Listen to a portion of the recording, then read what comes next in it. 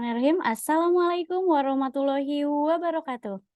Selamat siang teman-teman semuanya. Selamat bergabung dalam webinar series IPB Job Fair 2023. Alhamdulillah, puji syukur kita panjatkan kepada Tuhan Yang Maha Esa, karena berkat dan juga rahmat-Nya kita diberi kesempatan untuk menimba ilmu bersama-sama pada hari ini. Selamat datang di acara rangkaian webinar series IPB Job Fair 2023, dan hari ini merupakan webinar bersama LPDP dengan tajuk Get Closer with LPDP. Baiklah teman-teman, izinkan saya untuk memperkenalkan diri. Saya Anissa yang akan memandu kegiatan webinar bersama LPDP. Pada hari ini kita akan mengenal lebih dekat dengan LPDP dan kita juga akan mengetahui nih tips and trik tembus LPDP yang akan disampaikan oleh pembicara kita pada hari ini. Oke, beliau sudah hadir di antara kita semua. Di sini sudah ada Mas Gunawan sebagai koordinator Awardee LPDP IPB dan ada juga Mbak Rias Ratri Novita sebagai Awardee LPDP IPB. Nah, teman-teman, sebelum memulai webinar siang hari ini, saya persilahkan kepada teman-teman untuk mengaktifkan kameranya terlebih dahulu supaya terlihat wajah-wajah cerah dari rekan-rekan yang sudah hadir pada siang hari ini. Oke, kita tunggu untuk teman-teman bisa on cam dulu ya. Oke. Baiklah, di sini sudah ada yang on cam dari Kak Marcelina, ada Kak Logan Kusuma, ada pembicara kita juga yang sudah hadir dan sudah on cam, ada Mas Gunawan dan Mbak Ria. Selamat siang. Oke, kita tunggu beberapa saat lagi mungkin ya Kak. Siapa tahu ada yang masih siap-siap gitu ya untuk mau ikut sesi dokumentasi di siang hari ini. Oke, boleh kita tunggu beberapa saat lagi.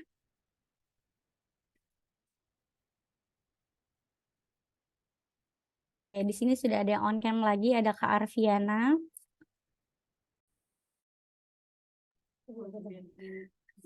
Oke, sudah ada Kak Chandra juga. Terima kasih sudah ikut on cam ya.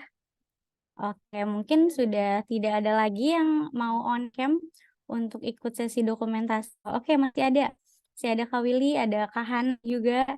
Oke. Baiklah, karena sudah ada beberapa yang on cam, kita akan memulai sesi fotonya. Kepada teman-teman yang sudah hadir namun belum bisa on cam, karena terkendala device atau jaringan, boleh menggunakan fitur reaction yang ada di Zoom untuk tetap meramaikan sesi foto pada webinar siang hari ini. Oke, untuk rekan-rekan yang terkendala bisa ikut sesi dokumentasi dengan menggunakan reaction. Oke, untuk kakak operator bisa dibantu untuk screenshotnya. Aba-abakan dari saya. Di sini di saya ada 3 panel. Kita mulai 3, 2, 1. Oke, kita next mungkin bisa ganti gaya. 3, 2, 1. Oke, boleh dikasih jempolnya tuh. 3, 2, 1. Oke, baik, terima kasih kepada rekan-rekan yang sudah ikut sesi dokumentasi pada siang hari ini.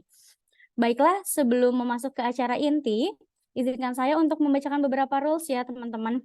Jadi yang pertama, peserta diizinkan untuk menyalakan kamera selama webinar berlangsung.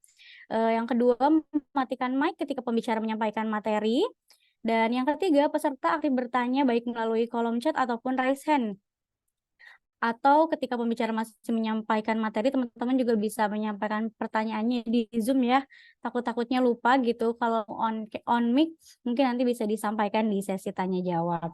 Oke, teman-teman nanti boleh juga ya bertanya dari materi hari ini nih, dari mulai bagaimana sih seleksi LPDP itu, kemudian apa saja persyaratannya, karena materi hari ini kita akan berbagi tips and trik lolos LPDP. Jadi teman-teman bisa memanfaatkan kesempatan ini untuk teman-teman bisa mempersiapkan seleksi nanti saat pendaftarannya dibuka. Oke, baik, kita akan langsung saja memulai ke agenda yang pertama, yaitu akan ada pemaparan materi dari pembicara kita yang pertama, yaitu ada Mas Gunawan selaku Koordinator Awardee LPDP IPB. Sebelum itu, izinkan saya untuk memperkenalkan Mas Gunawan.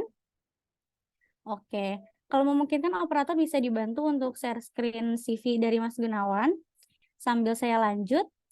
Mas Gunawan ini merupakan menempuh pendidikan di IPB di jurusan Ekonomi dan Studi Pembangunan, konsentrasi Ekonomi Politik di tahun 2014 sampai 2019. Dan saat ini sedang melanjutkan studi di IPB di Ilmu Perencanaan Pembangunan Wilayah dan Perdesaan dari 2022 sampai sekarang. Dan kemudian Mas Gunawan juga memiliki pengalaman kerja nih sebagai mentor program SPI di Laznas BSU pada tahun 2021. Kemudian memiliki pengalaman kerja juga sebagai research spesialis di Dewan Perwakilan Rakyat Daerah Kota Bogor pada tahun 2020.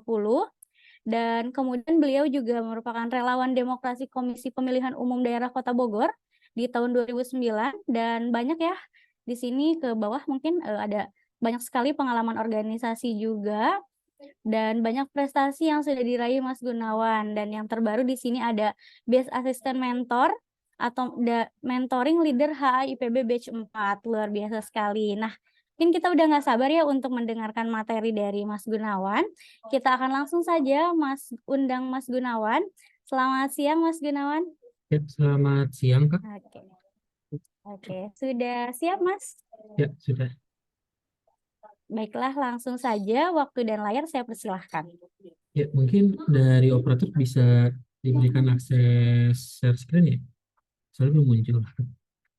Ya, bismillahirrahmanirrahim. Assalamualaikum warahmatullahi wabarakatuh. Ya, selamat siang kepada kakak-kakak sekalian, dimanapun berada. Alhamdulillah alamin. Sudah puji bagi syukur bagi kita panjatkan sahadat Allah Subhanahu wa taala yang telah mempertemukan kita ya di acara pada siang hari ini. Semoga di siang hari ini enggak, karena memang ini jam-jam kritis ya. Semoga segar, semoga ada di sampingnya ada amunisi-amunisi yang bisa membuat teman-teman lebih segar dan bisa menyimak ya, terkait dengan materi pada siang hari ini. Mungkin bisa diberikan akses ya, mohon maaf pada panitia, karena tombol share screen-nya belum muncul. Atau bisa dijadikan co-host. Mungkin. Oke. Sip. Nah. Ya, pada kesempatan kali ini, di sesi pertama, saya akan menjelaskan ya terkait dengan di LPDP ada apa aja sih, dan sebenarnya LPDP itu apa, kayak gitu. Dan nanti di sesi kedua, bersama dengan Mbak Ratri akan terkait dengan tips and triknya. Ya, ini gambaran umum ya terkait secara singkatnya ya, terkait dengan LPDP. Nah, LPDP ini memang salah satu beasiswa dari pemerintah di bawah Kementerian Keuangan yang saat ini sudah 11 tahun ya, dan sudah banyak istilahnya alumni-alumni yang keluar dari LPDP ini, baik kuliah di dalam negeri maupun di luar negeri, kayak gitu. Ini berikut jalur-jalur yang memang ada. Secara umum sudah ada 3, yaitu beasiswa formasi, beasiswa targeted, dan beasiswa umum. Dan di setiap jalur ini ada subjalur-subjalurnya kayak gitu, yang nanti akan saya jelaskan berikutnya ya, terkait dengan syaratnya apa aja dan lain-lain, karena di setiap jenis-jenis beasiswa ini akan ada sedikit perbedaan kayak gitu, terkait dengan persyaratan yang teman-teman, kakak-kakak sekalian harus siapin kayak gitu. Nah, terus untuk komponen beasiswanya, nah LPDP ini menerima untuk kakak-kakak sekalian yang ingin melanjutkan studi S2 ataupun S3, baik di dalam maupun di luar negeri, yang memang masuk dalam list kampus dan jurusan yang ada di LPDP. Dan nantinya teman-teman bakal dapat 3 komponen biaya ini, yaitu dana pendidikan, dana pendukung, dan juga biaya pendukung, khususnya bagi yang disabilitas ataupun beberapa yang ada di beasiswa targeted kayak gitu. Di dana pendidikannya ada dana pendaftaran, SPP, tunjangan buku, bantuan penelitian, dan lain-lain. Terus dana pendukung itu ada dana transportasi, dana aplikasi, dan lain-lainnya. Dan juga biaya pendukung ada beberapa hal juga. Nah, kemudian untuk tahapan seleksi beasiswa LPDP sendiri, ini secara alurnya seperti ini. Jadi nanti teman-teman akan melalui tes seleksi administrasi, yang dimana ada 2 tipe kayak gitu ketika mendaftar ke LPDP. Yang pertama, jika teman-teman belum memiliki LOA, itu nantinya akan disediakan 3 pilihan kombinasi jurusan dan kampus dalam negeri, luar negeri yang teman-teman akan pilih. Dan nantinya setelah lolos seleksi beasiswa, itu nantinya teman-teman akan diberikan waktu selama 18 bulan untuk mengejar LOA dari program studi dan kampus yang teman-teman itu tuju, kayak gitu. Yang dicantumkan saat seleksi administrasi. Terus, bagi yang teman-teman yang sudah memiliki LOA, itu eh, jadi tinggal nanti dilampirkan saja LOA-nya, baik bukti penerimaan dari kampus luar negeri maupun kampus dalam negeri, baik yang diver ataupun yang langsung seperti itu. Nah, namun dan perbedaannya di antara dua tipe ini, bagi yang sudah memiliki LOA ini punya spesial kesempatan, yaitu nggak perlu melewati tes bakat scholastic namanya, kayak gitu. Ini seperti TPA-nya teman-teman, TPA di mungkin CPNS ataupun mungkin yang pernah di PCP, yang pernah coba PCMP, PCPMBI ataupun seleksi-seleksi lainnya, yaitu 11-12 lah. Itu yang ada di sini, yaitu di bakat scholastic. Dan kemudian dari tes bakat scholastic ini lanjut ke seleksi substansi, wawancara seperti itu. Dan akhirnya baru pengumuman. Terus ini jadwal beasiswa yang di tahun ini, biasanya memang ada dua gelombang ya, atau dua tahap di setiap tahunnya. Itu tahap pertama biasanya dibuka di awal tahun, yaitu di rentang antara Januari sampai Maret. Nah, start bukanya. Itu tergantung dari LPDP-nya sendiri sebenarnya, menjadwalkan nanti di 2024 seperti apa. Jadi baiknya memang kalau misalnya memang ingin mendaftar di tahun 2024, teman-teman sudah siap secara berkas dan lain-lain itu, sudah mulai mempersiapkan di akhir tahun kayak gitu. Sudah siap segala macamnya. Jadi ketika pembukaan antara di Januari sampai Maret pun mana udah siap. Atau di pertengahan tahun. Itu biasanya di sekitar Juni sampai Juli kayak gitu. Jadi ada dua tahap dan ini gambarannya kayak gitu. Ini bisa dicek di webnya juga kayak gitu. Biasanya sih nggak akan terlalu jauh antara rentang-rentang jeda waktu antar seleksinya, antar tahapannya kayak gitu. Ya, ini penuhi segala ketentuan yang berlaku ketika seleksi administrasi. Jika misalnya nanti di ketentuannya memang misal IPK-nya minimal 3, ya memang harus 3. Minim dokumen yang diminta ijazah berarti memang harus ijazah, nggak bisa SKL. Jadi memang sesuai dengan buku panduan yang ada kayak gitu. Karena kalau tidak sesuai biasanya seleksi administrasi nggak lolos kayak gitu. Dan jika terbukti melakukan pemalsuan atau penipuan, itu bakal diblokir dan tidak bisa, teman-teman itu tidak bisa mendaftar lagi LPDP di gelombang-gelombang berikutnya. Ini beberapa ini kita singkat aja. Yang pertama ini beasiswa putra-putri Papua. Ini beberapa syaratnya. Yang nanti bisa dicek juga di website. Terus yang kedua beasiswa daerah afirmasi. Ini khusus dari daerah-daerah afirmasi yang memang masuk ke dalam list di LPDP, kayak gitu. Secara syarat berikut ini, kayak gitu. Terus ya ini ada 62 kabupaten dan 15 provinsi. Dan termasuk juga beberapa daerah-daerah lainnya. Jadi total terdapat 96 kabupaten kota dari 15 provinsi yang termasuk ke dalam beasiswa daerah afirmasi. Berikut list-listnya.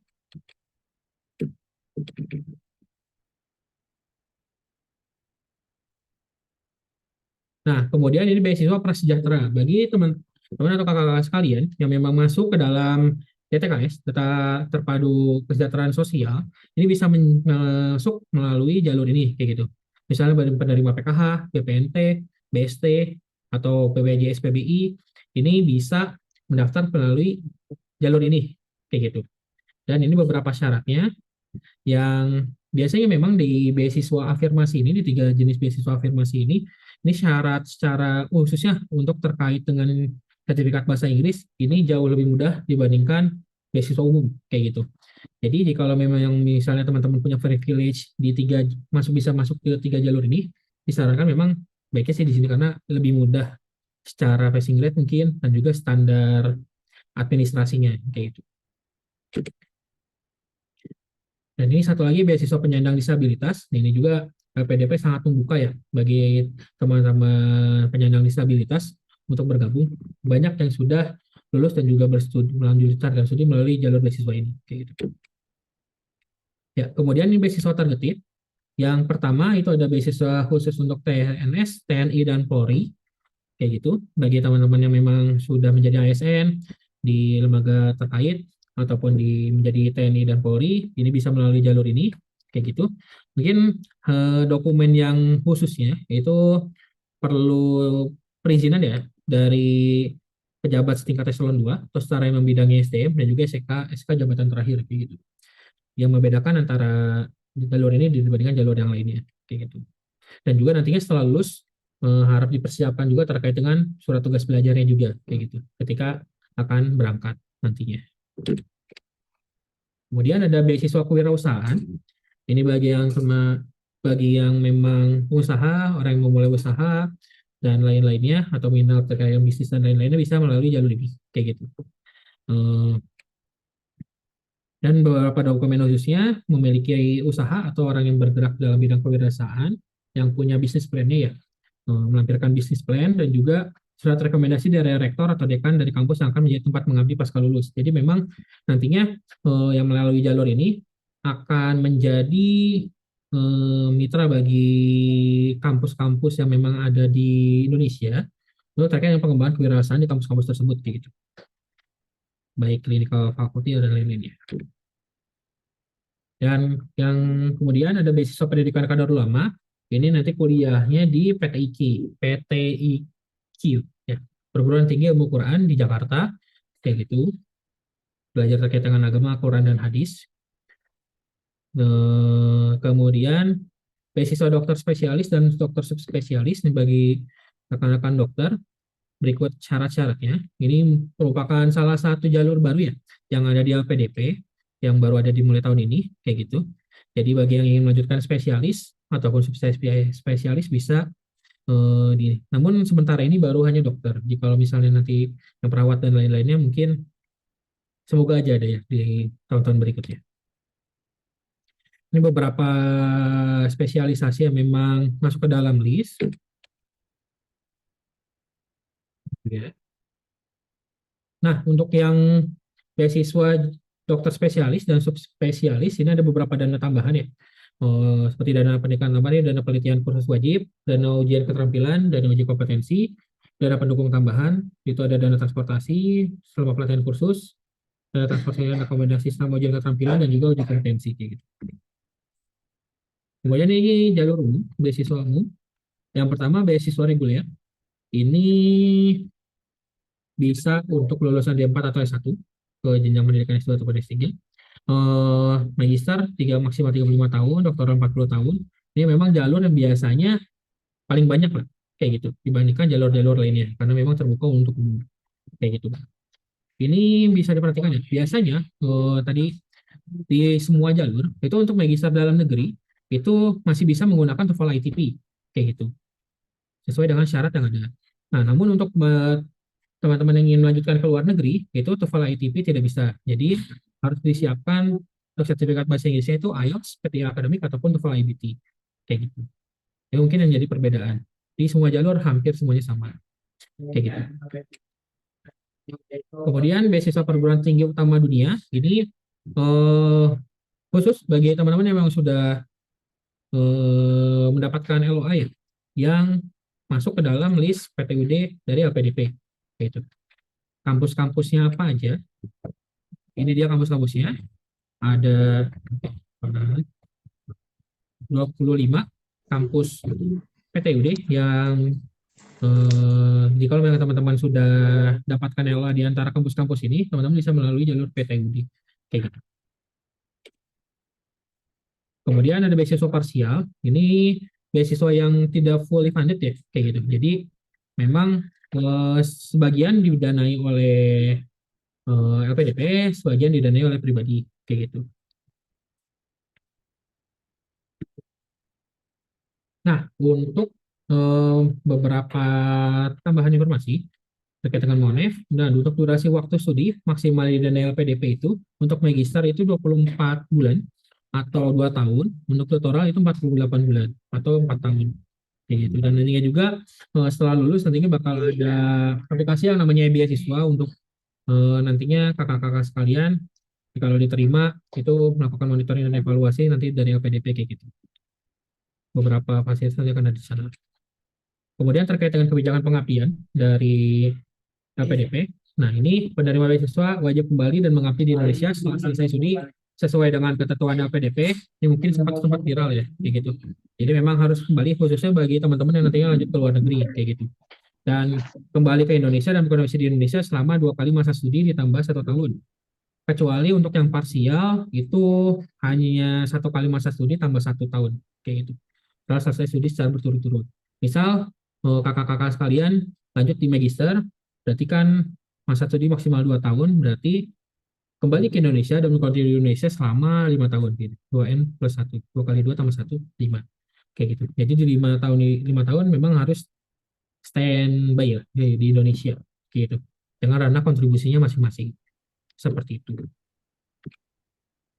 Ini beberapa info sumber informasi yang dapat diakses oleh kakak-kakak sekalian.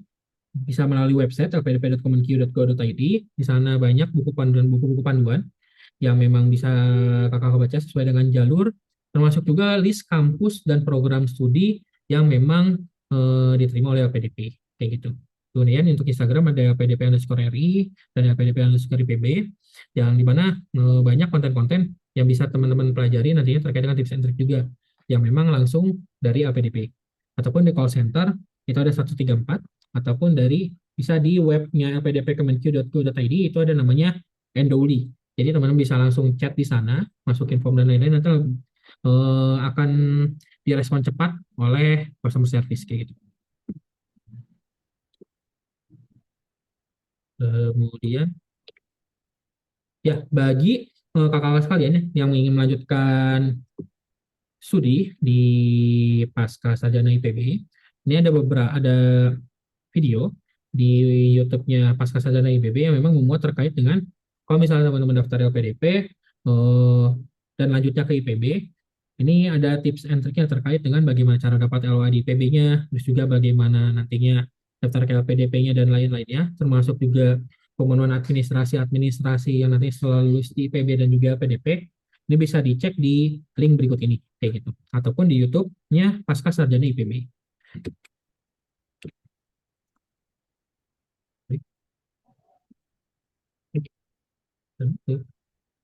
Ya, usaha keras itu akan pernah menghiasi 1 hari pasti sampai harapan itu terkabul. Mungkin itu saja yang dapat saya sampaikan. Kurang lebihnya mohon maaf. Jangan lupa makan buah dan sayur. Wassalamualaikum warahmatullahi wabarakatuh. Waalaikumsalam warahmatullahi wabarakatuh. Baik, terima kasih Mas Gunawan yang sudah menyampaikan materinya. Luar biasa ya teman-teman. Jadi itu dia materi perkenalan LPDP. Tadi juga disampaikan ada 3 jenis beasiswa, ada 3 jenis komponen beasiswa. Tadi ya ada pendidikan dari mulai dana pendaftaran, SPP, tunjangan. Kemudian juga tadi disampaikan jadwal beasiswa, bagaimana administrasi dan dokumen. Sampai tadi juga disampaikan bahwa ada jalur baru untuk dokter spesialis. Nah, oke, tadi ya setelah kita kenalan dengan LPDP, tentunya teman-teman penasaran dong gimana sih biar bisa lolos beasiswa LPDP gitu ya. Nah, sekarang kita akan menyambut nih pembicara kedua yang akan menyampaikan materi entry lolos LPDP. Baik, sebelumnya izinkan saya untuk memperkenalkan terlebih dahulu narasumber kita yang kedua. Eh, Barias ini merupakan award di LPDP. Oh iya, kakak operator juga bisa menampilkan CV-nya juga ya untuk pembicara kita yang kedua. Kemudian Barias menempuh pendidikan sarjana di Universitas Mataram di jurusan Ilmu dan Teknologi Pangan, dan sekarang juga sedang melanjutkan studi di IPB di jurusan Pangan. Kemudian banyak sekali di sini penghargaan-penghargaan yang diperoleh Barias. Ada juga pengalaman organisasinya luar biasa banyak sekali. Nah, boleh langsung ke bawah, ini sudah muncul. Nah, kemudian Mbak Rias juga memiliki pengalaman kerja sebagai English tutor di Rumah Inggris Lombok tahun 2022. Kemudian juga memiliki pengalaman kerja sebagai copywriter di Cyberspace Nusantara Kreatif 2022 dan masih banyak lagi. Oke, nggak sabar banget nih kita mendengarkan tips and trick lolos LPDP. Kita langsung saja sambut pembicara kita yang kedua, Mbak Rias. Halo Mbak. Oke, apakah sudah hadir di Zoom? Oke, sudah hadir. Halo, Oke, selamat siang, Mbak. siang. Udah Oke, kedengeran ya ya suaranya? terdengar, Mbak. Sudah siap, Mbak? Oke, baiklah. Kepada Mbak Rias, waktu dan layar saya persilahkan. Terima kasih. Assalamualaikum warahmatullahi wabarakatuh. Selamat siang kakak-kakak dan teman-teman semuanya, para pejuang beasiswa ya. Oke, sebentar. Oke, udah muncul ya. Oke, sebelumnya terima kasih atas waktu dan kesempatannya.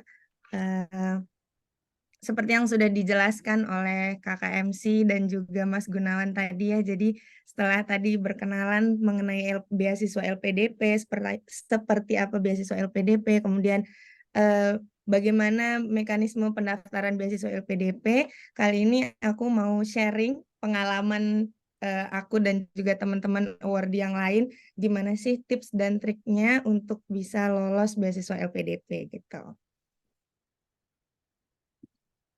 Oke, mungkin perkenalan lagi. Perkenalkan, namaku Rias Ratri Novita, biasa dipanggil Ratri. Aku sekarang merupakan mahasiswi Magister Ilmu Pangan di IPB University dan merupakan awardee LPDP tahun 2022. Nah, di sini juga ada email dan Instagram aku kalau misalnya nanti teman-teman setelah ini masih ada pertanyaan atau mungkin mau diskusi tentang LPDP maupun pendaftaran ke IPB juga boleh hubungi aku via email ataupun Instagram. Nah, sekarang kita langsung masuk aja ke tips and trick lolos beasiswa LPDP. Sebenarnya aku agak bingung ini bisa disebut sebagai tips and trick atau enggak, cuma karena ya kita sharing aja berdasarkan pengalaman aku dan beberapa teman-teman sebelumnya, kan kami sebagai awardee juga sudah sering lah diskusi-diskusi bareng. Jadi insya Allah ya semoga pengalaman-pengalaman yang kami share pada hari ini tuh bisa jadi tips dan trik untuk teman-teman semua. Nah, sesuai yang dijelaskan sama Mas Gunawan tadi, kalau seleksi LPDP itu ada 3 tahap. Kalau misalnya belum punya LOE akan ada 3 tahap, yaitu seleksi administrasi, kemudian seleksi bakat skolastik, dan seleksi substansi. Nah, aku juga membagi tips dan triknya ini berdasarkan 3 tahapan seleksi tersebut. Yang pertama, kita langsung masuk aja ke seleksi yang pertama, yaitu seleksi administrasi. Jadi kalau untuk di seleksi administrasi ini sendiri, menurut aku hal-hal yang harus diperhatikan itu yang pertama adalah kita harus memenuhi seluruh persyaratan yang sudah tertera di website LPDP pastinya. Kayak tadi yang sudah di-share sama Mas Gunawan, itu di website LPDP itu akan ada bookletnya, jadi teman-teman semua nanti bisa download dan bisa lihat semua persyaratannya yang ada di situ gitu. Jadi teman-teman tinggal siapkan semua persyaratannya dan harus merupakan berkas yang valid dan legal gitu. Kayak tadi contohnya kan kita diminta untuk mengupload ijazah, kemudian ada sertifikat TOEFL juga.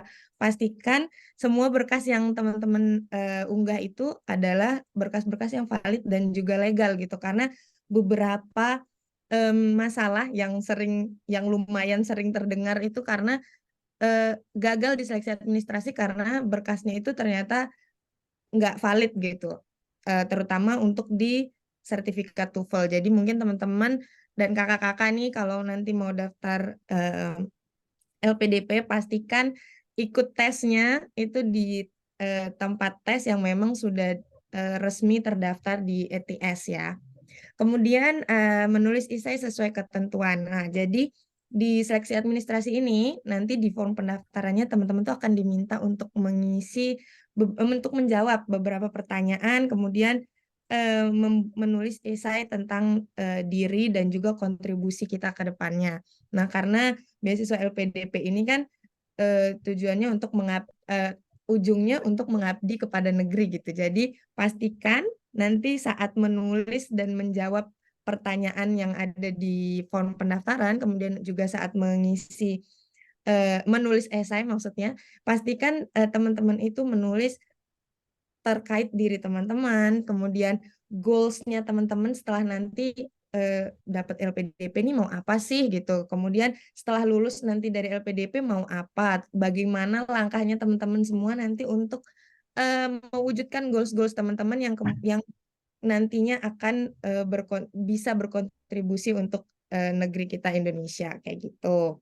Itu untuk yang seleksi administrasi.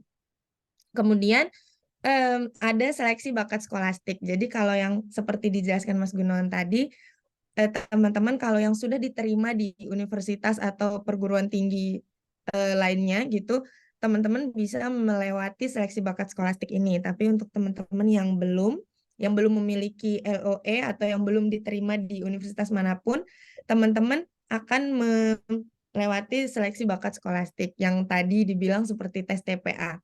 Nah, sejujurnya untuk seleksi bakat skolastik ini nggak banyak tipsnya, hanya satu, yang penting teman-teman itu harus rajin untuk latihan soal, sorry, harus rajin latihan soal, kemudian banyak belajar soal-soal TPA gitu, bisa lewat YouTube, Google, atau ya pokoknya di internet itu banyak banget ya ininya wadahnya untuk teman-teman semua belajar mengenai seleksi bakat skolastik ini. Jadi ya tipsnya hanya perbanyak latihan soal gitu, karena kalau nanti sudah sering latihan soal pasti akan lebih mudah untuk kemudian melewati seleksi bakat skolastik ini. Terus mungkin tips yang kedua itu bisa teman-teman bisa banget ikut webinar dan tryout terkait persiapan untuk seleksi bakat skolastik, karena banyak banget platform-platform yang menyediakan webinar dan juga tryout gratis untuk seleksi bakat skolastik ini, karena lumayan tricky ya, lumayan susah juga, banyak nih teman-teman yang gugur di tahapan yang ini gitu. Jadi ya kalau misalnya mau cari aman mungkin bisa daftar dulu di kampusnya, baru kemudian daftar LPDP gitu. Jadi udah nggak perlu nih tahap skolastik gitu ya. Kemudian kita lanjut ke, nah ini adalah seleksi yang terakhir, yaitu seleksi substansi atau interview, wawancara gitu.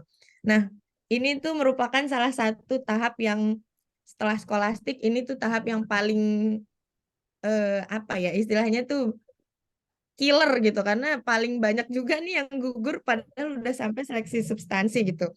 Nah, apa aja sih kira-kira yang perlu diperhatikan gitu selama mengikuti atau mempersiapkan diri untuk seleksi substansi ini? Yang pertama itu karena seleksinya itu belakangan ini sampai saat ini masih online ya, jadi mungkin yang pertama harus disiapkan adalah device dan juga koneksi. Pastikan device yang teman-teman pakai itu support untuk digunakan untuk melalui seleksi substansi yang kurang lebih sekitar 45 sampai 1 jam ya, 45 menit sampai 1 jam durasinya gitu. Pastikan device yang teman-teman gunakan itu kuat gitu, bertahan selama itu. Kemudian pastikan juga koneksi teman-teman lancar gitu. Karena selama seleksi substansi ini teman-teman tuh nanti nggak boleh apa ya, nggak interviewer tidak menerima adanya trouble terkait koneksi maupun device gitu. Jadi misalnya teman-teman sudah masuk nih ke Zoom-nya untuk seleksi, terus tiba-tiba di tengah jalan ada trouble gitu, ya udah gitu. Teman-teman dianggap sudah selesai aja seleksinya gitu. Jadi nggak ada kesempatan kedua, nggak bisa masuk lagi gitu. Misalnya udah terlempar dari Zoom, nggak bisa join lagi. Jadi pastikan yang pertama itu teman-teman sudah siap device dan juga koneksinya gitu. Kemudian yang paling penting lagi teman-teman harus menguasai materi yang teman-teman miliki. Materinya apa sih gitu kan. Jadi seleksi substansi ini sebenarnya hanya seleksi untuk istilahnya mengenal lebih dekat dengan calon awardee gitu. Jadi pihak LPDP pengen tahu gitu sejauh apa persiapan teman-teman, sejauh apa ya persiapan teman-teman dan juga bagaimana diri teman-teman gitu. Mungkin backgroundnya seperti apa, kemudian nanti rencananya ke depannya seperti apa gitu, kontribusinya akan seperti apa gitu. Jadi yang dimaksud dengan penguasaan materi ini adalah teman-teman harus menguasai CV teman-teman. Jadi form pendaftaran teman-teman itu teman-teman harus benar-benar pelajari gitu, harus teman-teman ya jangan sampai lupa lah intinya dengan apa yang teman-teman sudah tulis, karena kan jarak antara seleksi administrasi dan substansi ini lumayan panjang ya jaraknya. Jadi jangan sampai lupa aja gitu, karena kan nanti akan ada validasi data juga gitu. Jadi interviewer akan menyesuaikan apa yang teman-teman jawab dan juga apa yang tertera di form pendaftarannya teman-teman semua. Jadi pastikan teman-teman sudah menguasai, sudah ya kalau dibilang hafal, jangan menghafal ya, tapi dipahami gitu apa yang teman-teman tulis di form saat pendaftaran, sehingga nanti pada saat interview, pada saat seleksi itu bisa berjalan dengan lancar gitu. Oke, lanjut yang ketiga itu adalah mental. Kenapa aku bilang mental itu perlu untuk dipersiapkan gitu? Karena ya mental itu kan ada di dalam diri kita gitu ya. Nah, mental ini juga akan mempengaruhi penguasaan materi, mempengaruhi kesiapan kita nanti selama seleksi substansi gitu. Jadi makanya kenapa persiapan mental juga penting, kenapa mental itu merupakan salah satu hal yang wajib untuk dipersiapkan gitu. Karena kan pastinya nanti selama seleksi akan ada tuh perasaan-perasaan grogi, nervous gitu kan ya, itu manusiawi memang.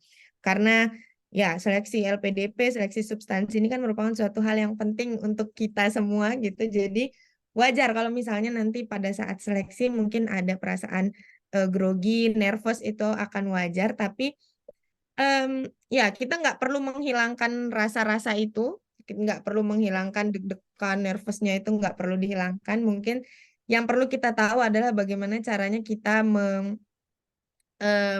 menyikapi gitu, gimana caranya kita menyikapi perasaan grogi itu supaya tidak mengganggu proses seleksi. Kemudian bagaimana caranya kita supaya nggak kelihatan nih kalau kita nervous gitu, karena nanti pastinya akan mengurangi poin penilaian kalau misalnya grogi gitu kan. Karena misalnya nanti kalau grogi juga lupa terus tiba-tiba blank. Nah, jadi usahakan kita kakak-kakak dan teman-teman semua itu sudah ya mengetahui bagaimana caranya mengatasi kenervesan dan kegrogian dalam menjalankan atau melewati seleksi substansi ini nanti gitu. Kemudian yang keempat itu perhatikan penampilan. Mungkin penampilan ini sering dianggap remeh ya, apalagi sekarang seleksinya itu masih via online gini. Jadi mungkin banyak teman-teman yang penting muncul mukanya gitu di layar, udah aman gitu. Tapi menurut aku penampilan itu sangat mendukung kesiapan kita nantinya dalam menghadapi seleksi substansi gitu. Jadi walaupun online, usahakan teman-teman dan kakak-kakak itu menggunakan pakaian yang sopan, yang rapi, sesuai dengan yang diminta oleh pihak LPDP. Mungkin bisa juga menggunakan batik gitu, karena ya batik itu punyanya Indonesia dan LPDP juga untuk Indonesia gitu kan. Jadi kita bisa mungkin dengan cara menggunakan pakaian batik, kemudian pastikan pakaian yang teman-teman dan kakak-kakak gunakan itu nyaman. Jangan karena pakai batik nih, terus batiknya udah kekecilan gitu. Jadi tapi tetap dipaksa pakai, itu pasti akan mempengaruhi kesiapan mental dan juga fisik teman-teman saat interview gitu. Jadi ya pastikan menggunakan pakaian yang sopan dan rapi, kemudian pastikan juga untuk menggunakan pakaian yang nyaman untuk dikenakan sama teman-teman semua. Kemudian yang terakhir dan yang paling penting juga itu jangan lupa untuk minta doa dan restu dari orang tua atau keluarga atau orang-orang terdekat gitu. Karena sematang apapun persiapan kita semua, kalau misalnya tidak ada restu, tidak ada doa dari orang-orang sekitar kita, pastinya juga akan akan kurang gitu. Jadinya kayak ada yang kurang aja gitu persiapannya, padahal kayaknya udah 90% nih siap, tapi ternyata karena kurangnya doa dan restu itu akan bisa mempengaruhi jalannya proses seleksi substansi nanti maupun seleksi LPDP keseluruhan. Itu. Kemudian mungkin kalau untuk seleksi substansi aku tambahin sedikit, harus rajin-rajin latihan. Sama seperti seleksi skolastik, teman-teman dan kakak-kakak juga diminta untuk banyak-banyak latihan gitu, rajin-rajin untuk ikut mock interview. Kayak tadi seleksi skolastik, banyak banget sekarang platform-platform yang menyediakan mock up gratis, atau ya kalau misalnya nggak ketemu mock up yang gratis, mungkin teman-teman bisa latihan sendiri gitu. Latihan sendiri caranya gimana gitu. Ya teman-teman lihat mungkin di YouTube atau di mana, itu banyak banget orang-orang yang udah share bagaimana pengalaman mereka selama ikut seleksi substansi, mungkin contoh-contoh pertanyaannya juga ada. Jadi mungkin teman-teman dan kakak-kakak bisa nih nonton YouTube atau nonton dari TikTok atau Instagram atau dari manapun. Nanti teman-teman catat pertanyaannya, kemudian teman-teman coba bikin jawabannya sesuai dengan diri teman-teman dan kakak-kakak gitu.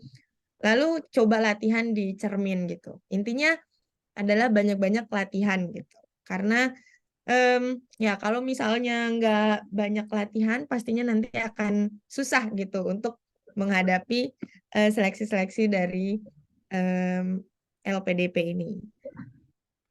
Oke, kayaknya udah itu aja dari aku. Semoga apa yang aku share kali ini bisa menjadi tips untuk teman-teman dan kakak-kakak semua.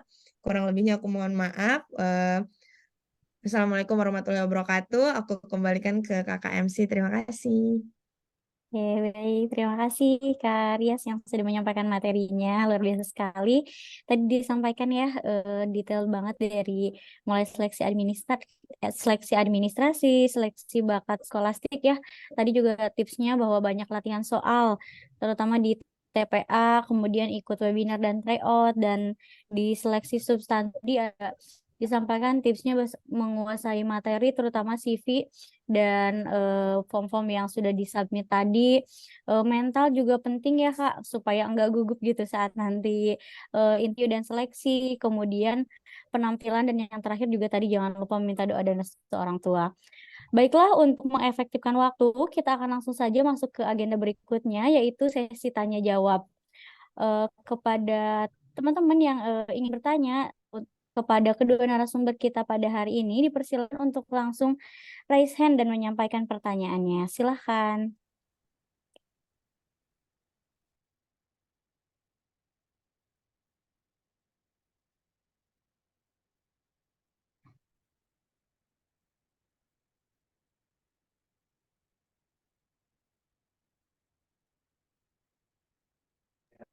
Oke, dari kakak-kakak dan teman di sini ada yang ingin ditanyakan untuk proses seleksi, administrasi. Oke, baik. Mungkin saya juga izin bertanya, Mbak Rias dan Mas Gunawan.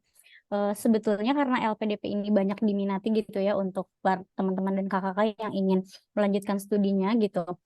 Eh, yang pertama, kebanyakan ya apa sih yang menyebabkan gagal seleksi LPDP gitu, selain tadi di bakat skolastik, karena memang yang sudah dapat LOE duluan tadi untuk seleksi itu juga banyak yang di skip gitu ya Mbak.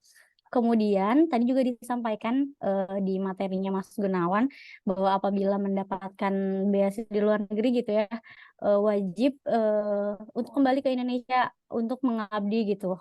Nah, dan tadi juga disampaikan ada mengabdinya 2N1 dan lain-lain. Nah, apakah pernah ada case dari teman-teman yang penerima beasiswa ini tidak kembali ke Indonesia, atau dalam hal ini tidak mengabdi gitu ya Mas? Dan apabila ada, itu tuh sanksinya apa sih gitu? Mungkin itu Mas Gunawan dan Mbak Ratri. Mungkin yang awal Mbak Ratri dulu aja. Saya nomor 2 aja nih. Oke, aku coba jawab pertanyaan yang pertama ya, tadi terkait kenapa banyak yang masih gagal istilahnya dalam seleksi LPDP gitu ya Kak. Jadi sejujurnya kalau ditanya seperti itu, aku sendiri kurang tahu ya kenapa, karena kan em, kami hanya sebagai penerima beasiswa, bukan sebagai tim rekruternya gitu. Jadi, tapi kalau misalnya kita lihat-lihat lagi, sebenarnya mungkin kekurangan-kurangannya yang menyebabkan banyak yang masih belum bisa lolos seleksi LPDP itu karena kadang apa yang teman-teman sampaikan itu masih kurang sesuai dengan apa yang LPDP inginkan gitu. Jadi terkait kontribusi, mungkin kemudian terkait goals yang calon penerima LPDP ini berikan itu kadang belum sesuai gitu dengan apa yang diinginkan oleh LPDP gitu. Jadi kayak menurut LPDP ini tuh masih kurang gitu. Kayaknya tuh seperti itu sih ya kalau yang aku lihat gitu. Jadi ya jadi sebenarnya yang bikin ini apa namanya menyebabkan em, masih belum berhasil itu ya kalau menurut aku karena masih belum sesuai dengan kriteria yang diinginkan oleh pihak LPDP gitu. Baik terkait goals dan juga kontribusi teman-teman calon penerima beasiswa. Gitu sih kalau menurut aku mungkin Mas Gunawan ada yang nambahin nih. Ya, sebelum nambahin, bahas nomor 2 dulu deh. Ini sangat menarik sebenarnya. Baik, kalau teman-teman ngikutin di X ya, atau di Twitter, beberapa waktu yang lalu lah. Jadi memang ada beberapa yang memang udah pulang ada, gitu. Khususnya yang di luar negeri ya. Ada beberapa kasus dan juga emang sempat viral juga kan ya di X atau di Twitter kayak gitu. Jadi memang dari LPDP sendiri itu karena kita ada sistem yang namanya itu e-beasiswa. E-beasiswa ini memang sistem monitoring dan evaluasi dari LPDP kepada kami nih Wardi-Wardi, termasuk saya sama Mbak Rias juga. Ini untuk apa namanya memonitoring perkembangan studi dan lain-lainnya lah, termasuk juga pengajuan-pengajuan dana kayak gitu. Dan memang untuk yang di luar negeri khususnya itu setelah lulus, setelah wisuda itu memang diwajibkan untuk pulang 90 hari setelah lulus kayak gitu. Jadi kalaupun misalnya lebih dan lain-lain biasanya dapat warning gitu kayak gitu dari LPDP. Dan beberapa kasus yang memang tidak pulang ke Indonesia, setahu saya dari penjelasan dari beberapa yang saya dapat ya dari tim LPDP ataupun dari beberapa direktur juga itu ada yang memang melakukan pengembalian dana kayak gitu. Bayangkan aja teman-teman. Nih, ini kalau di Indonesia aja ya. Ini kami nih saya sama Mbak Ratri dan teman-teman pernah ngitung di Indonesia saja. Kalau misalnya harus melakukan pengembalian totally dan semua dana-dana itu bisa cair semua, termasuk SPP, itu bisa 100 jutaan. Itu di Indonesia. Kalau di luar negeri, tinggal hitung sesuai dengan kurs yang ada. Kayak gitu. Bahkan bisa jadi ada yang 100 juta itu sebenarnya dapat cuma SPP doang. Kalau di kampus-kampus luar negeri, ada yang kayak gitu kan. Kayak gitu. Jadi, untuk mekanisme dan lain-lainnya, itu memang nanti oleh LPDP yang akan menginfokan terhadap awardee tersebut. Gitu. Kalau misalnya kasus itu ada. Dan memang ada beberapa lah. Jadi, memang harus di Indonesia. Dan di Indonesia sebenarnya ngapain?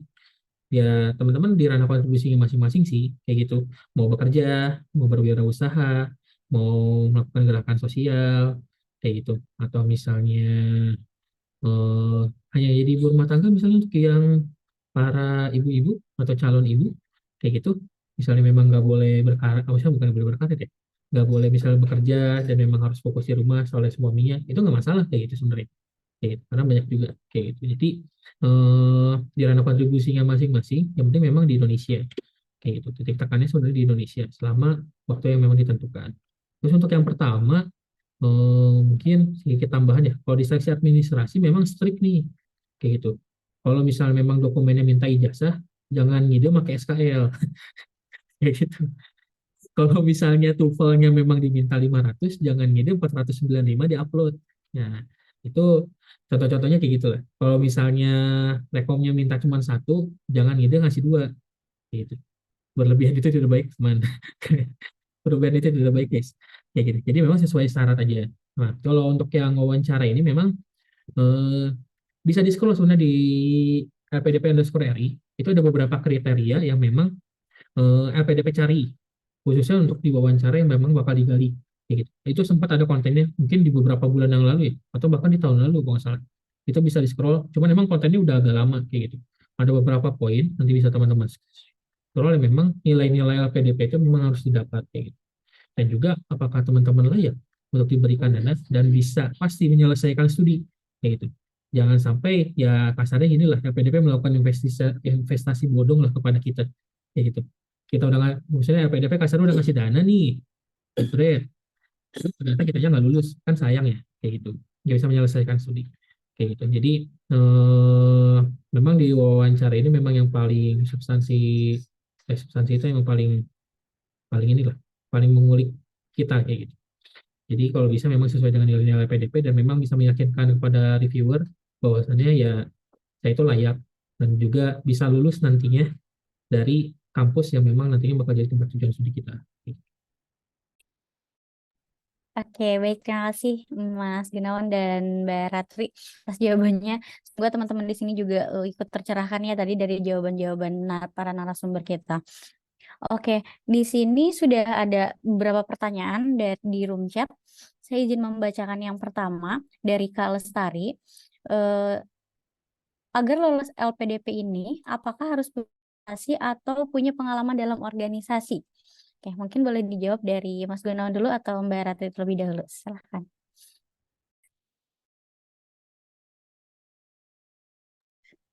Siapa dulu nih yang mau jawab, Mas Gunawan atau aku nih?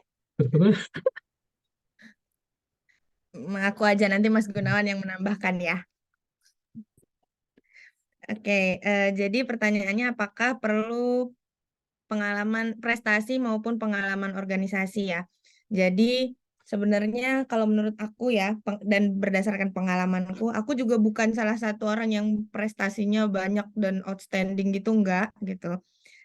Organisasi juga ya, aku ikut beberapa organisasi pada saat S1 kemarin, waktu SMA juga ikut gitu.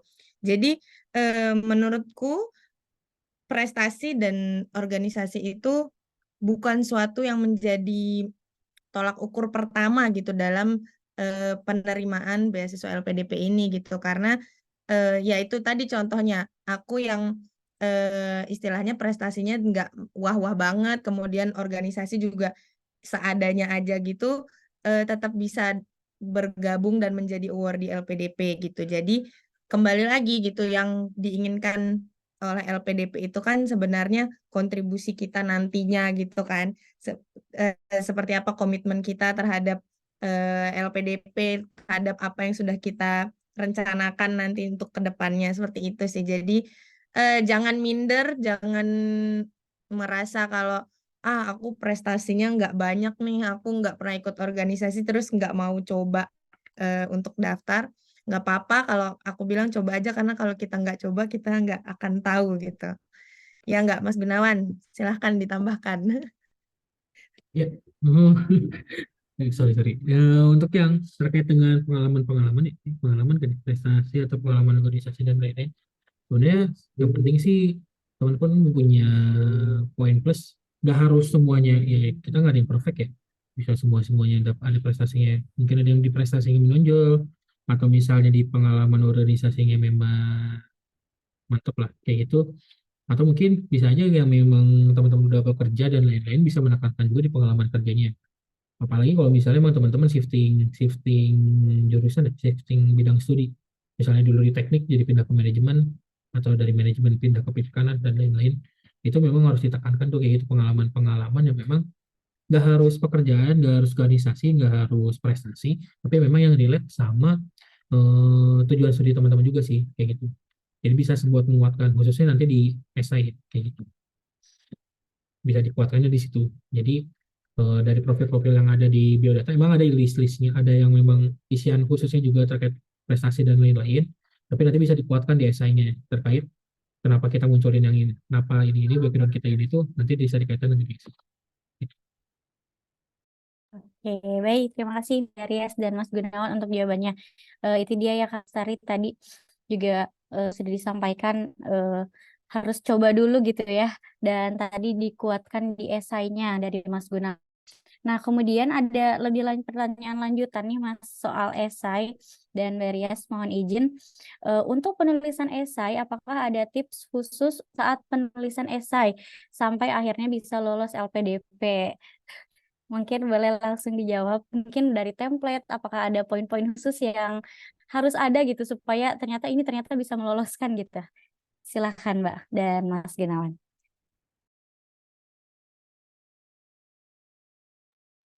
Oke, aku coba jawab duluan ya.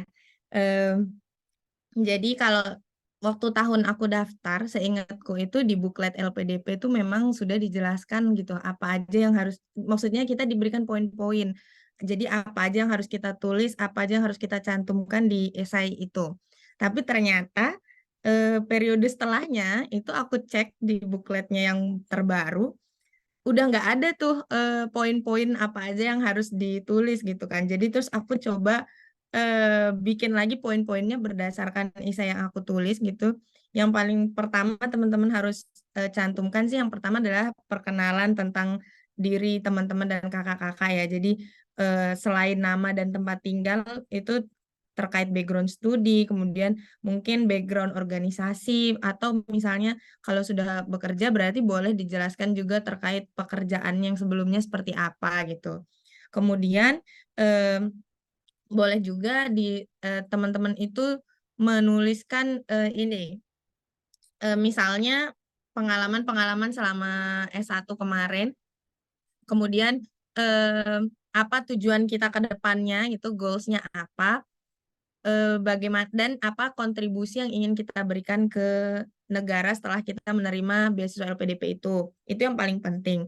Nah, di esai itu juga teman-teman tuh bisa menuliskan apa aja sih langkah-langkah yang teman-teman atau kakak-kakak ingin tempuh untuk kemudian bisa mewujudkan goals dan juga kontribusi kakak-kakak dan teman-teman itu gitu. Jadi misalnya kontribusinya ingin mau jadi ini, kontribusinya ingin jadi dosen gitu kan, atau menjadi penyuluh gitu.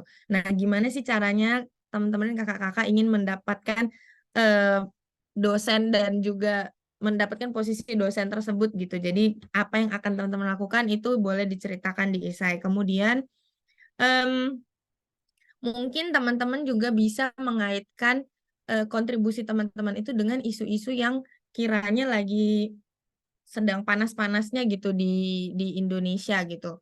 Yang hubungannya sama dengan goals-nya Indonesia gitu. Kalau kayak aku kemarin contohnya itu eh, dihubungkan dengan SDGs gitu. Jadi kontribusinya berhubungan dengan SDGs itu.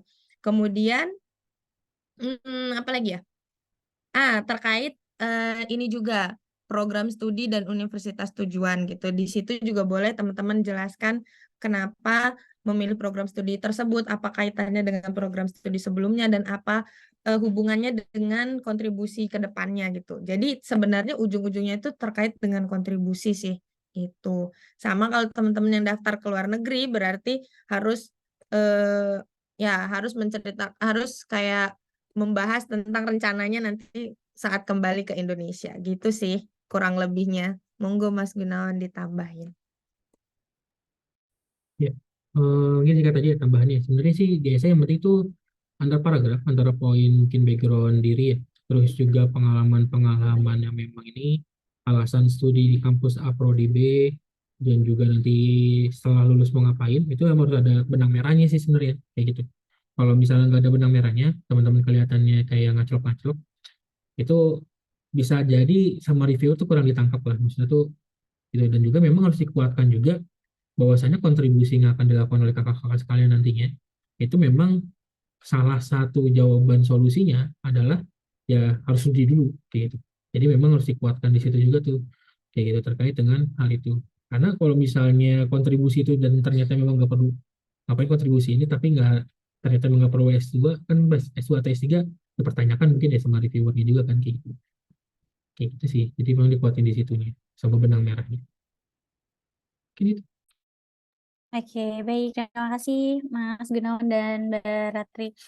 Oke, Kak Tiara, semoga sudah terjawab ya. Kalau sudah terjawab, mungkin bisa memberikan feedback baik melalui reaction atau melalui room chat. Saya izin next ke pertanyaan berikutnya dari Kak Rizkia Anissa. Oh, ini cukup panjang ya, ada 2 pertanyaan.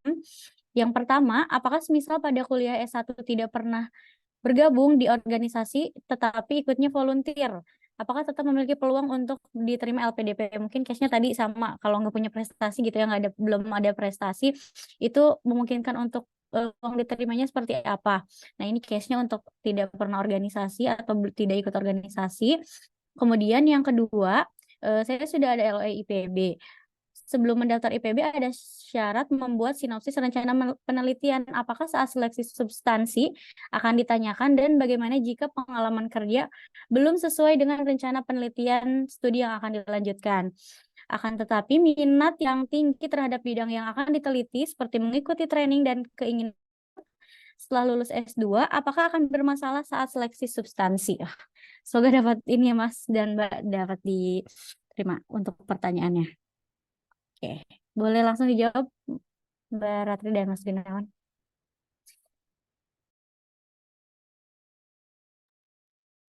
Gantian deh Mas Gunawan duluan. Yuk. Siap. Oke, nomor satu dulu ya. Ini sebenarnya sama kayak tadi lah, ya. Kayak tadi yang pertanyaan pertama ya. Jadi overall sih boleh sih volunteer dan lain-lain gitu juga. Itu karena banyak juga beberapa teman-teman saya juga yang memang lebih banyak gerakan di gerakan-gerakan sosial lah, kayak gitu. Di volunteer, volunteer A, B, C, dan lain-lainnya gitu. Ada beberapa juga yang masuk, jadi bisa aja gitu. Terus untuk yang dua ya. Nah, ini untuk yang rencana penelitian, itu biasanya yang ditanyakan itu nanti untuk yang S3. Karena memang ada syarat khusus di semua jalur, ini rata semua untuk yang S3 ya, itu memang harus menyertakan sinopsis penelitian atau rencana penelitian atau proposal penelitian, kayak gitu, di KPDP-nya. Sedangkan untuk yang S2 itu enggak. Jadi itu tidak perlu khawatir kalau yang teman-teman ngambil magister, itu enggak akan ditanyakan. Mungkin nanti bisa aja kalau misalnya emang pengujinya iseng, itu siapa-siapa aja emang siapin aja tapi tema umumnya aja mau meneliti tentang apa dan lain-lain terkait bidang itu, kayak gitu, tapi nggak sedetail yang mungkin S3 ya, kayak gitu. Terus bagaimana jika pengalaman kerja belum sesuai dengan rencana penelitian? Mungkin kalau misalnya memang yang shifting bidang studi ya, dari A ke B dan lain-lainnya, mungkin menyesuaikan dengan karir teman-teman sebelumnya ataupun beberapa lain hal, keminatan dan lain-lain, itu nanti bisa dikuatkan di esainya, kayak gitu, kenapa teman-teman pindah dari misalnya dari peternakan pindah ke manajemen, kayak gitu, itu kenapa, apakah memang dari background karirnya mungkin yang memang menguatkan jadi tertarik di manajemen dan mendalami terkait hal itu, atau seperti apa, kayak gitu. Dan juga ya, bisa dikaitkan juga ke kontribusinya ya, kayak gitu. Dan itu memang biasanya nanti khususnya yang memang eh, kakak-kakak yang memang shifting ya dari bidang studi A ke bidang studi B, itu eh, bisa jadi ditanyakan gitu, potensial untuk ditanyakan saat wawancara, kayak gitu. Jadi memang harus dipersiapkan nih alasan why-nya. Pasti kan jadi pertanyaan ya dari reviewer atau dari yang pewawancara itu, kenapa pindah, kayak gitu, dari background studi A ke background studi B, kayak gitu. Jadi memang harus disiapkan aja alasan-alasannya, penguat-penguatnya, dan mungkin pengalaman dan juga mungkin rencana ke depannya juga. Ini bisa ditambah oleh Mbak Ratri. Oke, kalau yang pertanyaan pertama kayaknya udah jelas ya, nggak apa-apa walaupun misalnya nggak ada pengalaman organisasi.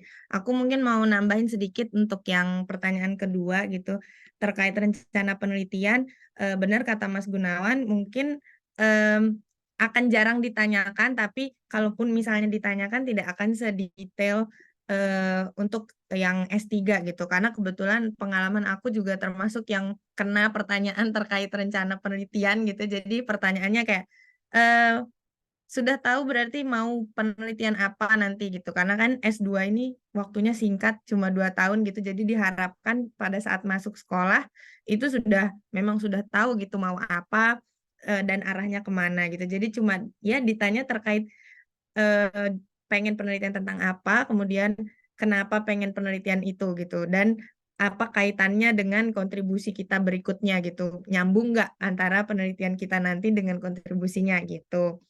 Terus untuk pengalaman kerja juga, kebetulan aku juga pengalaman kerjanya nggak di bidangku gitu, jadi aku kan sarjana teknologi pangan, tapi pengalaman kerjanya jadi guru, kemudian jadi copywriter juga pada saat itu gitu.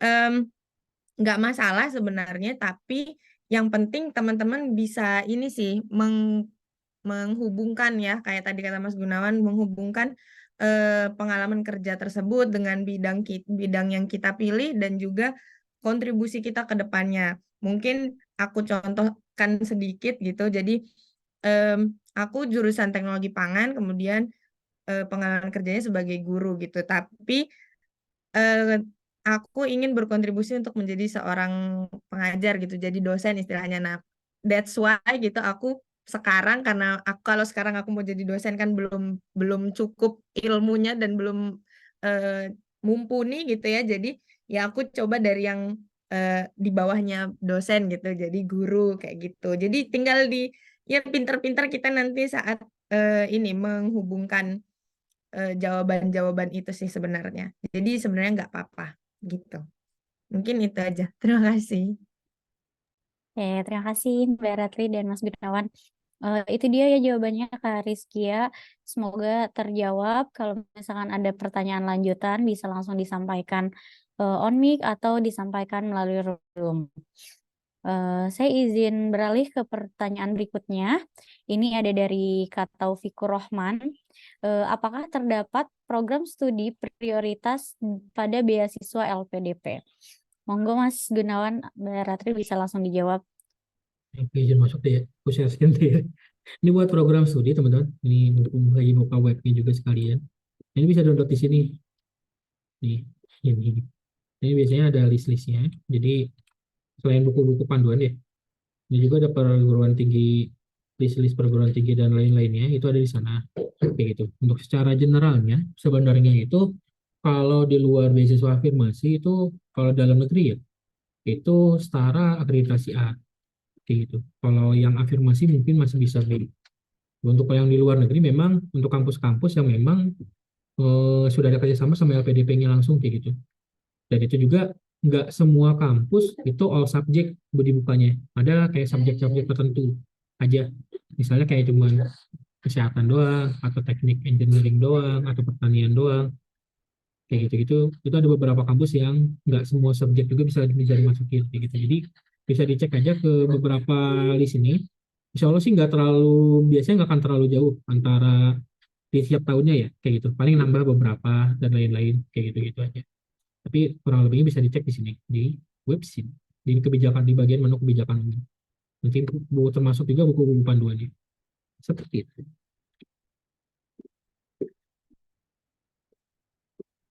Oke, baik. Terima kasih Mas Gunawan. Itu Kak Taufik Rohman bisa dicek di webnya LPDP di bagian kebijakannya tadi.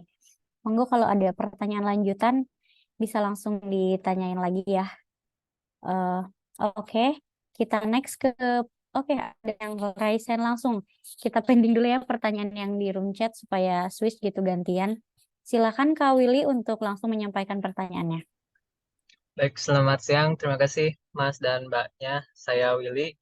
Pertanyaan saya yang pertama, apakah ada kuota penerimaan LPDP? Misalkan kayak SBMPTN ada kuota tersendiri berapa ribu orang gitu. Apakah di LPDP juga ada seperti itu? Lalu untuk yang pertanyaan berikutnya, em, terkait peluang lolos ya. Apakah ada eh, peluang lolos yang misalkan apply ke dalam negeri maupun ke kampus luar negeri atau peluangnya sama saja? Mungkin dua aja dulu ya. Oh, atau kalau satu lagi, kalau misalkan kita mau apply ke kampus luar negeri, apakah SI-nya juga harus menggunakan bahasa Inggris atau pas interviewnya juga nanti menggunakan bahasa Inggris atau bisa mix atau bagaimana? Mungkin itu saja pertanyaan saya. Terima kasih. Oke, baik. Terima kasih Kak Willy atas pertanyaannya. Tadi ya Mas Gunawan dan Mbak Ratri ada 3 pertanyaan terkait kuota, peluang lolos, dan terkait ESA ya kalau ke luar negeri, apakah bahasa Inggris dan atau cukup interviewnya saja? Boleh langsung dijawab, silahkan. Gua aja sih, aku dulu ntar nambahin nomor 3-nya ya. Nomor 1, 2-nya ya sih seolah jadi orang-orang LPDP, padahal saya bukan. Gitu. Nomor 1 itu hanya LPDP dan Allah yang tahu ya. Dan review yang tahu, seriusan. Seriusan, kita juga nggak tahu soalnya. Soalnya untuk sekaligus nomor 2 juga ya, peluang lolos atau enggak. Itu sebenarnya peluangnya besar teman-teman. Jadi kalau saya pribadi ya biasanya kalau diminta sharing dan lain-lain, termasuk juga mungkin ada teman-teman yang japri, saya selalu nekaninnya gini, LPDP itu bertarungnya sama diri sendiri, kayak gitu, bukan sama orang lain. Soalnya kalau yang SBMPTN, SNBP dan lain-lainnya kan kita kayak bertarung sama orang lain juga ya, ya pakai gede skor dan lain-lainnya kan, karena memang kuotanya terbatas. Kalau di LPDP, karena kita nggak tahu kuotanya berapa, karena hanya LPDP dan Allah yang tahu, Nah itu eh, jadi kita memang harus berjuang ya mengalahkan, bukan mengalahkan ya, berjuang tanpa mempedulikan orang lain sih, fokus kepada diri sendiri, memantaskan diri untuk bisa diterima di PPDP sesuai dengan passing grade yang ada. Karena biasanya masih setiap tahun berubah-berubah passing grade dan cara scoringnya beda-beda kayak gitu. Karena ada beberapa teman juga saya menemukan ada satu dua teman yang lolos passing grade saat substansi di wawancara terakhir itu nggak lulus,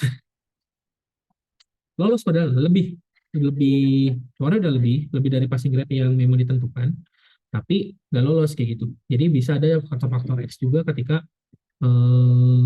rapat terakhir ada penentuan awardee yang lolosnya kayak gitu. Jadi untuk peluang sih sebenarnya besar kayak gitu karena dana LPDP itu setiap tahun dari APBN selalu ditambah kayak gitu, masuk ke dana abadinya juga. Jadi untuk peluang-peluang itu sangat terbuka besar lah, kayak gitu. Apalagi eh, LPDP juga udah banyak melebarkan kerjasama juga ya ke kementerian lain juga, kayak di Kemenak itu LPDP juga sebenarnya menyalurkan dana juga via Bangkit, kalau teman-teman tahu BIB kayak gitu. Itu beasiswa BIB juga sebenarnya dananya dari LPDP, terus kalau di Kemendikbud juga ada BPI, itu juga dananya dari LPDP, walaupun secara pengelolaan itu dari dua kementerian itu langsung kayak gitu. Mungkin untuk yang esai bisa dari Baratri, ini karena jagonya nih sebenarnya masalah esai-esai gini nih Baratri sebenarnya. Nggak ada jago, sama-sama belajar kita ya. Aku mau nyambung dikit jawabannya Mas Gunawan ya. Jadi benar kalau masalah kuota itu pastinya ada kuotanya, cuma ya itu tadi yang tahu hanya LPDP dan Allah gitu. Kita semua nggak ada yang tahu akan berapa kuota yang dibuka tiap penerimaan gitu. Terus langsung ke pertanyaan yang ketiga itu terkait esai ya. Jadi kalau misalnya untuk mendaftar ke luar negeri, sebenarnya nggak ada ini sih, nggak ada aturan harus menggunakan bahasa Indonesia atau bahasa Inggris. Tapi karena ya kita mikir secara logika aja dan berdasarkan pengalaman teman-teman sebelumnya gitu ya. Jadi kalau misalnya daftar ke luar negeri, mereka dengan otomatis akan membuat esainya itu menggunakan bahasa Inggris gitu. Karena ya kalau misalnya dinilai dari esainya aja kenapa pakai bahasa Indonesia gitu misalnya terus karena kemampuan bahasa Inggrisnya misalnya kurang kan akan menjadi apa ya jadi nilai yang minus gitu karena masa mau kuliah di luar negeri tapi bahasa Inggrisnya aja masih kurang gitu lah kurang lebih. Nah kalau untuk interview sendiri kalau interview biasanya pengalaman teman-teman yang keluar negeri itu mix sih, kadang tapi mostly bahasa Inggris memang kalau untuk calon award di luar negeri. Nah, tapi kalau yang dalam negeri pun tidak menutup kemungkinan untuk ditanya menggunakan bahasa Inggris. Jadi misalnya jadi mau mendaftar di dalam negeri maupun luar negeri memang harus tetap persiapan bahasa Inggris sih kalau menurutku. Ya, itu aja sih kayaknya sudah terjawab ya semoga. Oke, itu dia jawaban dari Mas dan Mbak ya, Kak Willy. Semoga terjawab atau ada pertanyaan lanjutkan, silahkan diberikan dulu feedbacknya. Monggo. Ya, sudah terjawab dengan jelas. Terima kasih banyak, Mas dan Mbak. Oke, baik. Terima kasih, Kak Willy. Oke, ada yang mau bertanya langsung lagi? Oke, belum ada. Saya izin membacakan pertanyaan dari Kamantari. Mungkin kalau tidak ada pertanyaan lagi, ini menjadi pertanyaan yang terakhir ya. Kamantari bertanya, Kamantari berniat untuk lanjut S2. Kira-kira jalur LPDP yang bisa dipilih itu yang mana ya? Kemudian kalau mau lanjutnya ke IPB lagi, apakah menggunakan sertifikat TOEFL ITP atau IBT? Monggo Mas Gunawan dan Mbak Ratri. Ya ampun. Aduh ini sebenarnya banyak ditanyakan sih terkait ini ke akun kelurahan ya. Jadi, nah kalau untuk yang bidik misi, nah ini memang semenjak 2022 jalur khusus terkait dengan bidik misi ini udah nggak ada ya kayak gitu. Dulu tuh terakhir di 2021 masuk ke Prasejahtera sebenarnya, karena saya juga melalui jalur ini kayak gitu. Jadi untuk yang di 2022 itu sudah mulai masuk makanya datanya data DTKS. Jadi kalau misalnya Kementari punya mungkin BPJS tapi memang didanai oleh APBN, BPJS PBI, atau misalnya orang tuanya nih dapat dapat bantuan PKH atau berbagai bantuan sosial lainnya, itu bisa untuk lewat jalur prasejahtera. Atau misalnya memang dari asal daerah kakak atau KTP kakak itu di daerah-daerah tadi daerah-daerah 3T ya, kayak gitu yang masuk list itu juga bisa masuk dari daerah itu, dari beasiswa daerah afirmasi. Namun kalau misalnya memang di luar dari itu, ya memang terpaksa harus misalnya melewati jalur reguler kayak gitu. Karena memang sekarang udah terpadu ya terkait dengan data terpadu kesejahteraan sosial ini kayak gitu. Saya juga nggak tahu nih untuk yang bidik misi. Kadang-kadang tuh soalnya kalau udah lulus, biasanya tuh udah nggak masuk lagi kayak gitu di DTKS. Kayak misalnya KIP kuliah atau KIP gitu-gitu juga nggak masuk kayak gitu.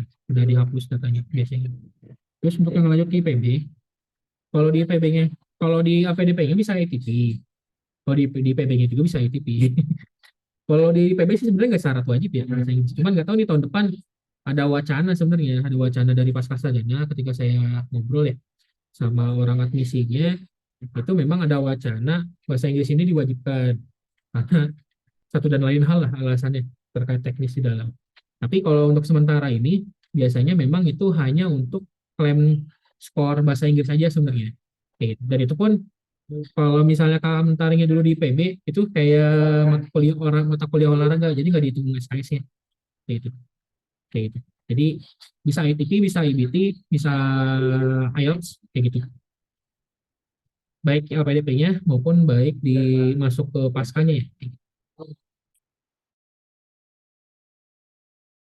Oke, itu ya komentari. Jadi boleh keduanya untuk TOEFL-nya.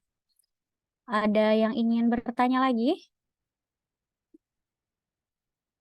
Oke. Sepertinya sudah, oh ini ada feedback atau oke. Ternyata feedback. Terima kasih atas jawabannya dari Kak Mentari. Oke, sepertinya sudah cukup untuk pertanyaannya dan tidak ada lagi yang bertanya. Baiklah teman-teman, sebelum kita mengakhiri sesi webinar pada hari ini, mungkin ada closing statement terlebih dahulu dari Mbak Ratri atau Mas Gunawan. Enggak.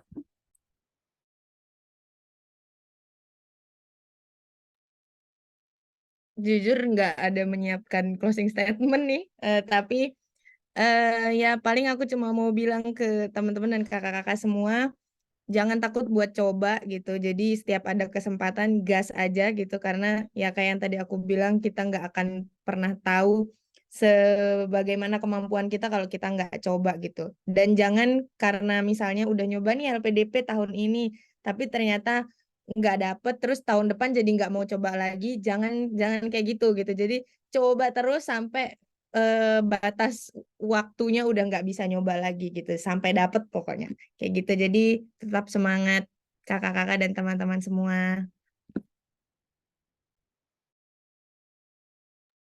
Oke, terima kasih Mbak Ratri. Dari Mas Gunawan ada atau sudah cukup? Ya, ini mungkin wah sini statement ya. Sebenarnya nggak terlalu nyampe juga sih. Cuman ini ada hal 5 kalimat dari JKT48 yang memang saya suka di beberapa liriknya ya, kayak gitu. Setiap orang itu memiliki jalan tempo yang berbeda, kayak gitu. Itu ada di Bunga Sakura. Siapa? Jadi setiap orang itu punya tempo yang berbeda. Jadi nggak perlu lihat kiri kanan teman-teman kayak gitu. Misalnya memang teman-teman rezekinya sekali one hit daftar LPDP lolos, ya itu memang rezeki teman-teman. Namun misalnya memang harus berulang kali daftar LPDP baru dapat, ya itu mungkin itu jalannya kayak gitu. Jadi setiap orang itu punya tempo yang berbeda. Usaha keras itu memang tidak akan pernah mengkhianati hasil kayak gitu. Jadi tetap berusaha, insya Allah nanti akan ada jalannya sendiri kayak gitu. Untuk teman-teman istilahnya mendapatkan dan bergabung bersama kami di LPDP kayak gitu. Dan juga di luar LPDP pun ya banyak jalur-jalur beasiswa lain tuh, yang mungkin ketika persiapan di LPDP ini pun ternyata bisa juga buat persiapan beasiswa yang lainnya juga. Karena biasanya nggak akan terlalu jauh kok seleksi-seleksi beasiswa yang lainnya juga. Paling ada hal-hal khususan aja kayak gitu yang sedikit berbeda di beasiswa-beasiswa lain kayak gitu. Jadi semangat untuk melanjutkan studi dan jangan lupa makan buah dan sayur. Oke, baik, terima kasih Mas Gunawan dan Mbak Ratri atas closing statement-nya. Luar biasa sekali ya, mudah-mudahan teman-teman di sini bisa melanjutkan studinya dengan memperoleh dukungan atau beasiswa dari LPDP ataupun beasiswa lainnya. Dan semoga materi yang disampaikan hari ini bisa bermanfaat untuk teman-teman mempersiapkan rangkaian proses seleksi saat nanti pendaftarannya dibuka. Oke. Tadi juga sudah disampaikan ya teman-teman bahwa info terkait beasiswa LPDP ini bisa langsung ngecek gitu di websitenya di lpdp.kemenke.go.id dan juga ada di Instagramnya di @lpdp_ri atau untuk teman-teman yang IPB bisa langsung ke lpdp_ipb. Baiklah, demikian kegiatan webinar pada hari ini. Saya ingatkan kembali kepada rekan-rekan untuk mengisi daftar hadir yang sudah dikirimkan panitia melalui kolom chat. Oke, terima kasih atas perhatiannya. Saya Nisa Nuraliza mewakili seluruh tim CDA pamit undur diri. Selamat siang dan sampai jumpa di acara webinar berikutnya. Wassalamualaikum warahmatullahi wabarakatuh.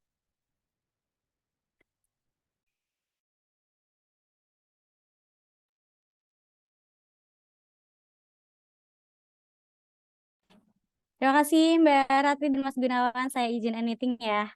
Selamat siang.